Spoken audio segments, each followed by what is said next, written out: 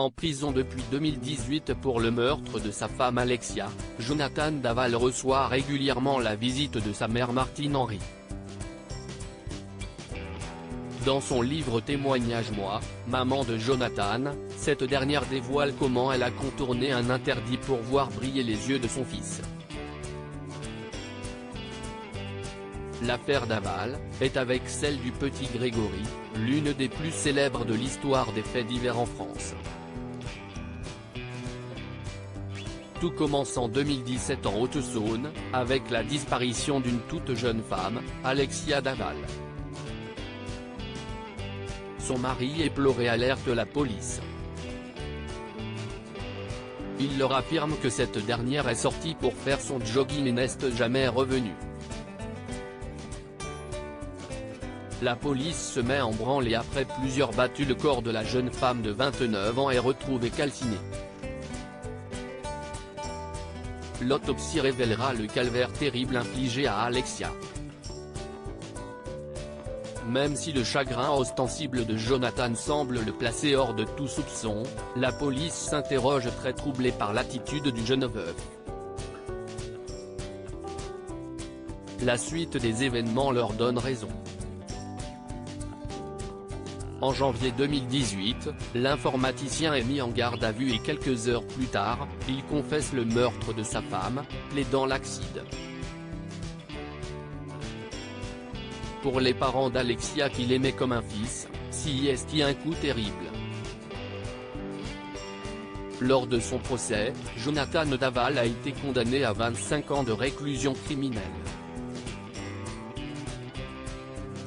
Dans ces moments-là, il a sa bouille d'enfant si les parents d'Alexia ne veulent plus entendre parler de leur ex-gendre, sa mère Martine Henry, une ancienne assistante maternelle de 66 ans, continue de soutenir son fils coûte que coûte.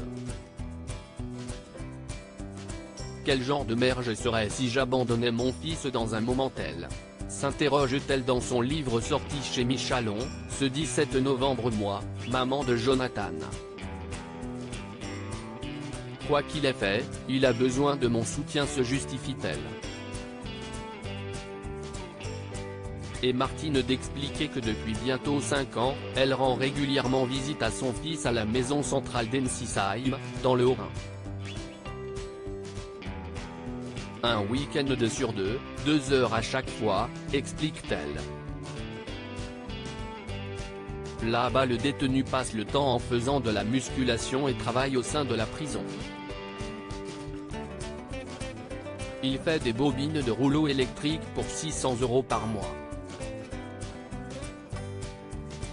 Avec cet argent, il indemnise notamment les parties civiles. Mais plus inquiétant, il a également noué des liens avec des criminels célèbres. Martine Henry préfère mettre en lumière un aspect moins sulfureux de son fils. La mère de 6 enfants reconnaît avoir notamment désobéi au règlement de la prison pour offrir un menu plaisir à son rejeton. La seule chose que j'ai fait entrer, on n'a pas le droit, mais je le dis quand même, par honnêteté, si est une pastille Vichy, a-t-elle confessé. Jonathan adore ça et, bien sûr, il n'y en a pas en prison. J'espère que ça ne lui causera pas de problème que je le dise, mais c'était ponctuel. Il était vraiment content. Dans ces moments-là, il a sa bouille d'enfance, est-elle attendrie.